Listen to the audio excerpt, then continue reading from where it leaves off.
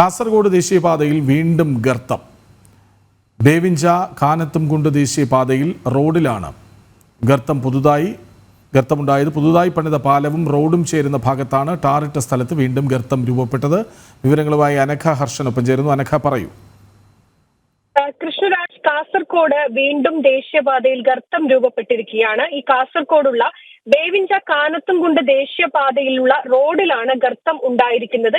മാത്രമല്ല, പുതുതായി പണിത പാലവും റോഡും ചേരുന്ന ഭാഗത്ത് ടാറിട്ട സ്ഥലത്താണ് ഈ വലിയ ഗർത്തം രൂപപ്പെട്ടത്. ഈ ചണ്ടച്ചാൽ ടൗണിന്റെ കിഴക്ക് ഭാഗത്ത് നല്ല മഴ പെയ്യുന്നുണ്ട്. ഈ കിഴക്ക് ഭാഗത്ത് പെയ്യുന്ന മുഴുവൻ മഴവെള്ളവും ഇരച്ച് ഈ ഭാഗത്തേക്കാണ് ഒഴുകിയെത്തുന്നത്.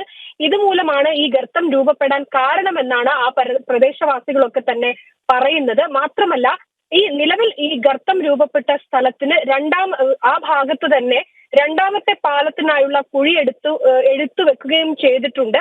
മാത്രമല്ല, ഈ കുഴിയിലും വെള്ളം നിറഞ്ഞിട്ടുണ്ട്. എന്തായാലും ഇത് പരിശോധിക്കാൻ അധികൃതർ ആ ഭാഗത്തേക്ക് എത്തിക്കൊണ്ടിരിക്കുകയാണ്.